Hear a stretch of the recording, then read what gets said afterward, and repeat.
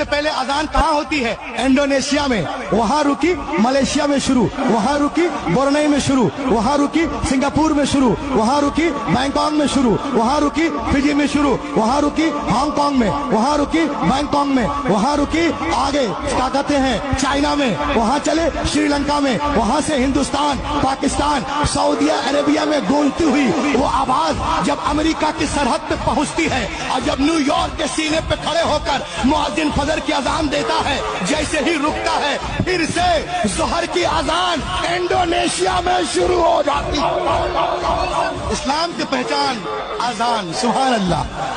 रूए जमीन में अजान से बढ़ के कोई आवाज ही नहीं है।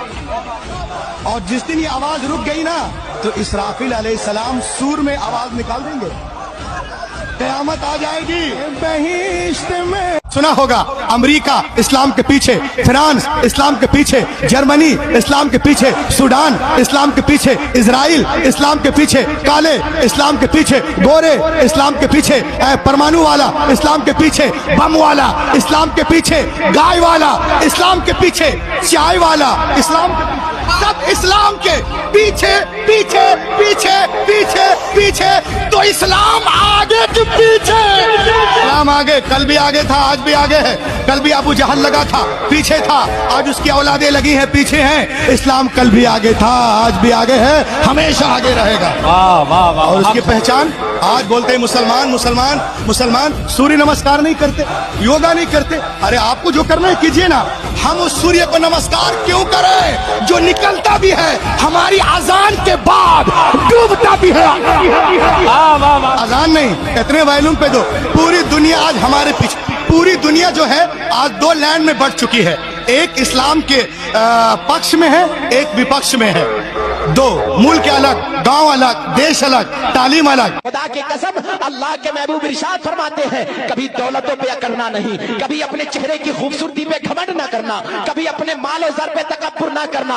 इसलिए कि हजरत अली फरमाते हैं कि कब्रिस्तान के मुर्दों से पूछा गया कि तेरा हाल क्या है? मुर्दे जवाब देते हैं कि जब से कब्र में आए हैं पता चल गया अली, दुनिया वाले को बता देना, कब्र में जमीन का सिक्का नहीं चल रहा है, कब्र में दौलत का सिक्का नहीं चल रहा है, कब्र में चेहरे की खूबसूरती का सिक्का नहीं चल रहा है। इसलिए कि कब्र में कोई चीज चलेगा तो दुनिया की दौलतें नहीं चलेगी, हुस्न की बुनियाद नहीं चलेगी। अली फरमाते हैं कब्र में चलेगा तो किसी जमीन का सिक्का नहीं चलेगा, आमना के लाल के मोहब्बत का सिक्का चलेगा।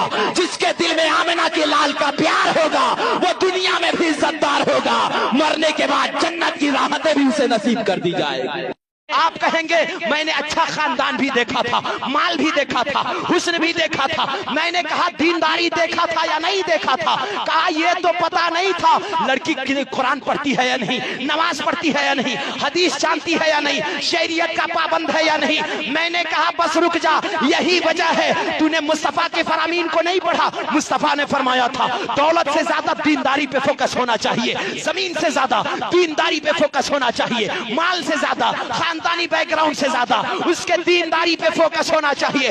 तूने दीनदार नहीं देखा है। काश अगर दीनदार लड़की अपने घर में लेकर के आता तो तेरे घर में नमाज होती, तेरे घर में तिलावत कुरान होती, तेरे घर में हज व ज़कात होते, तेरे घर में इबादतें होती। और वो लड़की जब नमाज पढ़ के सैयदा फातिमा की सुन्नत अदा करती, दुआ के लिए हाथ उठाती, अल्लाह इस घर में बरकतें दे दे, खुदा की कसम उस लड़की की दुआ बाद में खत्म होती, अल्लाह तेरे घर में बरकतें पहले उतार देता। तुम्हें अपनी लाडली तो बड़ी प्यारी है, फिर किसी की बेटी तो तुम्हें क्यों प्यारी लगी है? खुदा के वास्ते किसी की बेटी को सितम न देना, किसी की बेटी को ऐसा दुख न देना जिसकी खबर उसके बाप को हो जाए। याद रखिएगा, जब बाप को बेटियों की तकलीफ की खबर होती है तो बाप जीते जी मर जाया करता है। 7 बेटियां बाप को उतनी बोझ नहीं लगती है जितनी एक बेटी के हाथ में तलाक का कागज बोझ लगता है बाप को। तुम्हें खुदा का वास्ता बात बात में बच्चियों को तलाक न दिया करो, बात बात में घर से न निकाला करो, छोटी सी जिद को लेकर के किसी की जिंदगी तबाह न किया करो।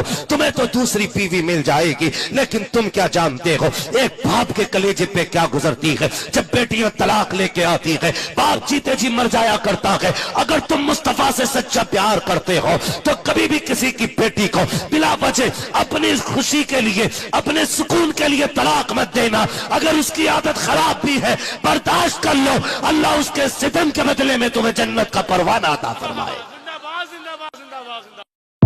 जाओ ये पैगाम बहन बेटियों को भी जाके दे देना, अपने शोहर की जिंदगी की भीख मांगा करो, अल्लाह से उनकी लंबी जिंदगी की दुआएं मांगा करो। ए मेरी बहन बेटी, जिस दिन शोहर कफन में निकल जाएगा, कोई तुझे इज्जत की निगाह से देखने वाला नहीं मिलेगा, कोई इज्जत से दो टुकड़े देने वाला नहीं मिलेगा।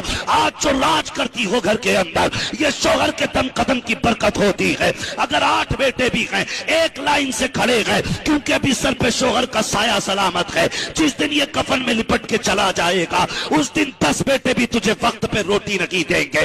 तेरी बारी मुकर्रर की जाती है। एक कहता है मैं आधा दिन रखूंगा, दूसरा कहता आधे दिन से ज्यादा मैं भी नहीं रखूंगा। आज जो इज्जत की रोटियां मिलती हैं, ये शोहर के कदम से मिल रही है। शोहर अल्लाह की बहुत बड़ी नेमत होता है, इसके लिए मौत न मांगा कर, रब से जिंदगी मांगा कर। और जब ये घर से निकला करे, बददुआएं न किया करो, झोली फैला के कहा करो मालिक सुहाग के जोड़े में छोड़ के गया है, सुहाग नहीं मिलाना। और जब ये निकला करे, आयतुल कुर्सी पढ़ के दम कर दिया करो। खुदा की कसम खैरियत से जाएगा, खैरियत से वापस आएगा। वाह वाह वाह वाह।